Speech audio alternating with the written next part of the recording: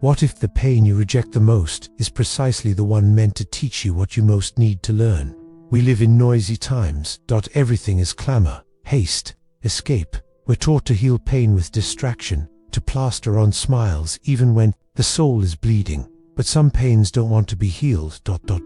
They want to be understood. Not every wound came to be closed. Some came to open. What if suffering wasn't a mistake in life, but a secret message from existence? What if what you want to stop is exactly what will make you truly begin? Begin to see, to feel, to be in a different way. Suffering doesn't shout, it whispers. It doesn't impose, it reveals, it doesn't destroy. It reveals what in you was already tanned, now can be rebuilt. Some scars aren't wounds, they're initiations. They're seals of those who crossed the abyss and returned with different eyes. Maybe. You're on that journey. Maybe.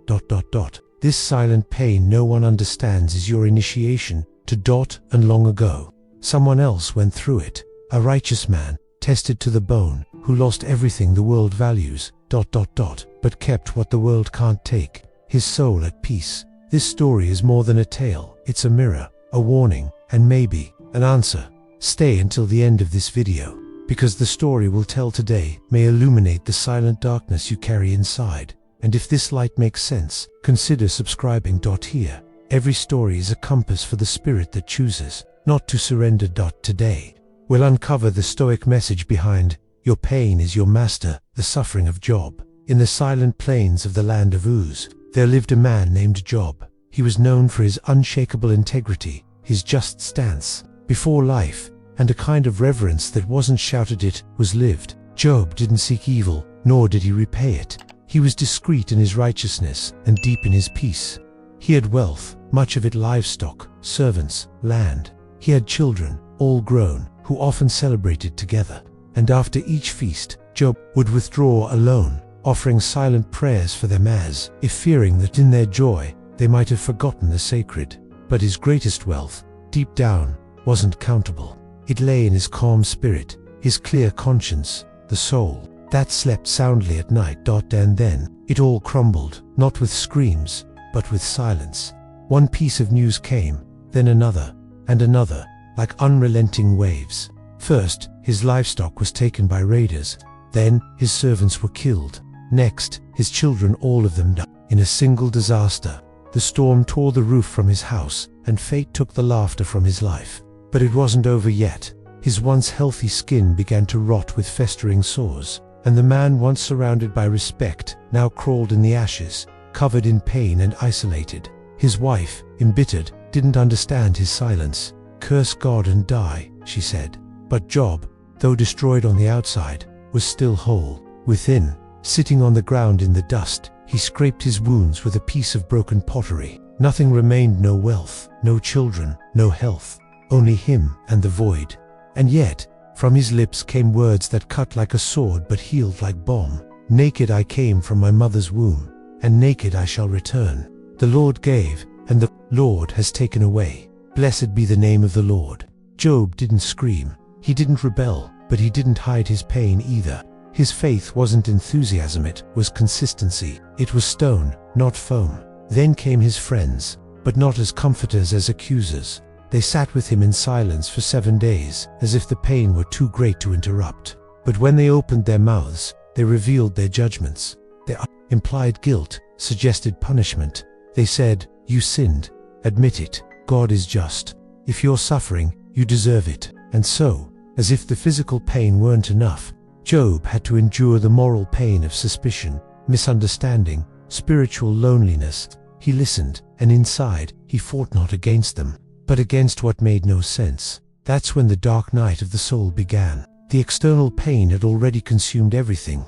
Now, the enemy was within.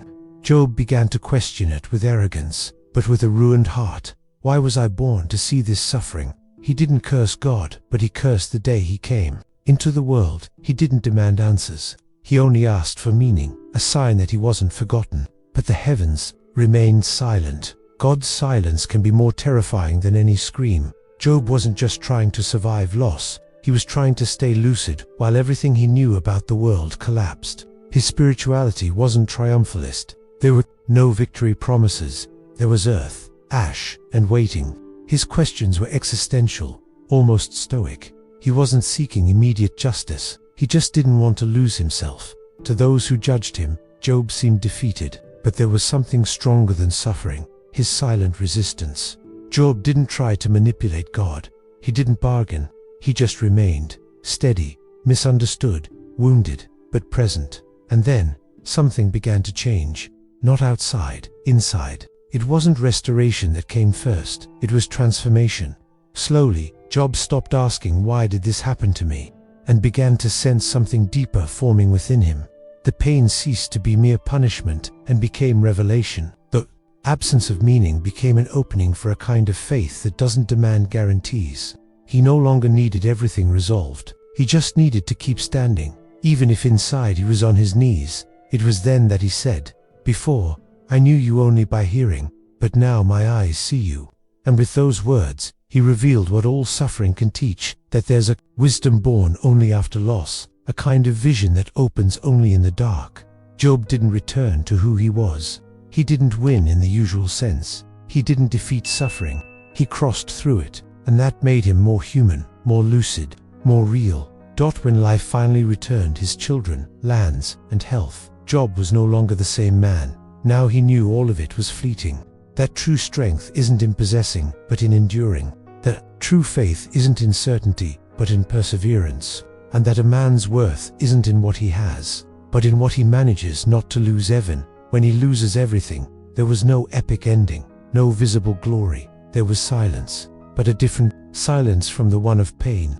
A silence that was now peace. A man who didn't just survive, but became whole by allowing himself to break.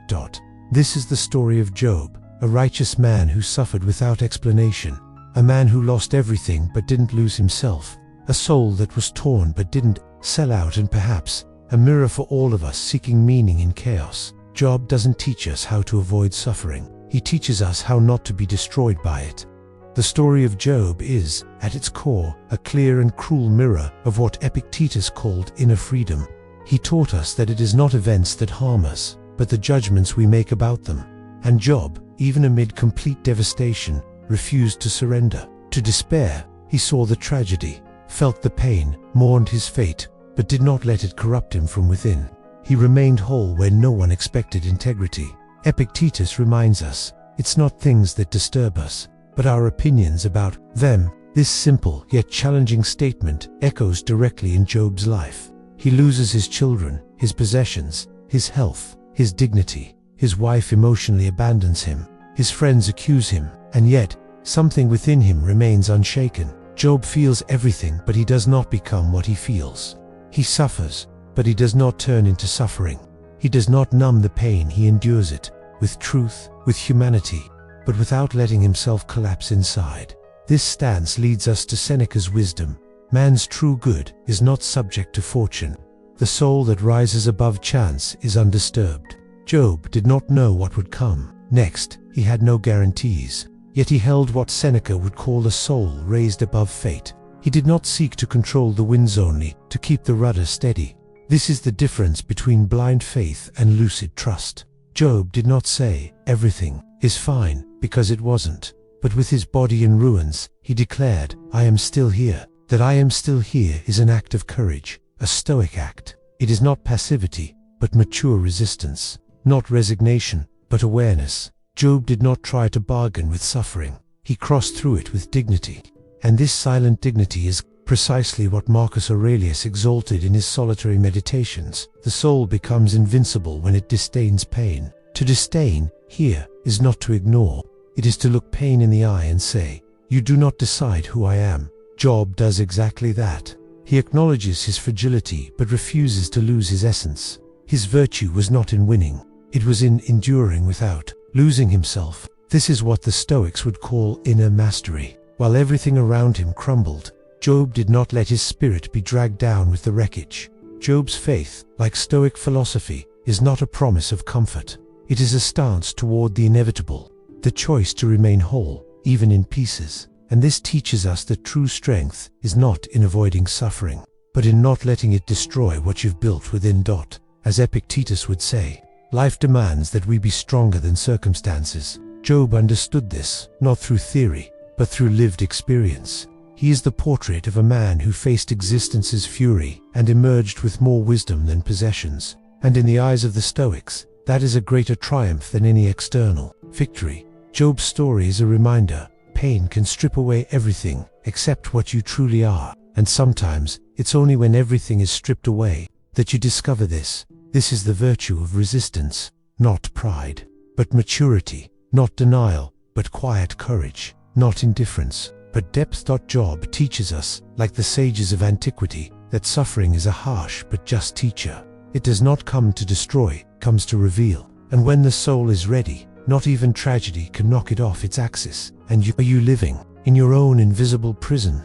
Perhaps, like Job, you're surrounded by silence. Maybe you've sought explanations, prayed for answers, and received only the echo of your own voice. You struggled to understand, but what you get is emptiness, an emptiness that hurts, that unsettles, that seems to scream, "You've been forgotten." But what if it's not forgetfulness? What if it's a process? What if this desert you're crossing is the ground where your true strength is being born of, if you can't see it yet? How many times have you asked, "Why me?" How many times have you looked to the sky expecting justice, or at least a sign, only to find deafening silence? Do you carry a pain no one sees, a loss you haven't dared to name, a weight you disguise with work, smiles, distractions, who betrayed you, and you still haven't found the courage to forgive? Not for them, but for you, because as long as that wound stays open, you'll keep bleeding inside, even on sunny days. What pain are you trying to deny? The one that visits you at night, when no one's watching, the one you've buried under a routine of obligations, yet it still pulses like a dull ache within. Could this silence that troubles you so much, be your preparation? Could this lack of answers be not a punishment, but an invitation to look inward and discover that the most important answers don't come from the world, they come from the spirit? Could the pain you reject the most, be the very teacher sent to wake you? Because some pains don't want you to just survive them. They want you to change. They didn't come to destroy you. They came to destroy what in you no longer serves. And now you must decide. Do you want relief or transformation? Relief is immediate, but shallow. Transformation is slow, but true. Relief is fleeing from pain. Transformation is passing through it and emerging different on the other side. Maybe you're in the middle of the storm, thinking you're being punished, but maybe you're being shaped. Maybe, like Job, you don't yet understand the why, but you can, right now, start choosing the how. How will you walk through this pain? How will you stay whole even as everything around you crumbles? Suffering is not just a burden, it's a chance to strengthen your soul, to adjust your priorities, to find a kind of faith that doesn't depend on easy answers. And remember, integrity isn't about not feeling, it's about not betraying who you are, even when everything hurts. You may be grieving, facing rejection, or enduring injustice. You may be stuck in a cycle of doubt, unsure of the next step.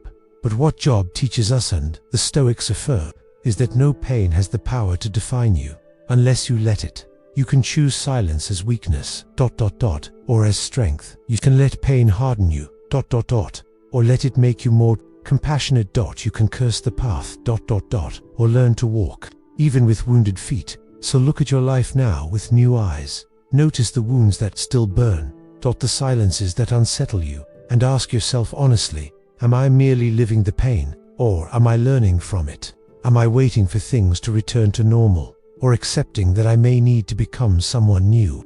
The crossing is yours. The path is dark, but perhaps it's there, exactly there, that your light begins to shine. The wise man does not choose the easiest path. He honors the path that was given to him.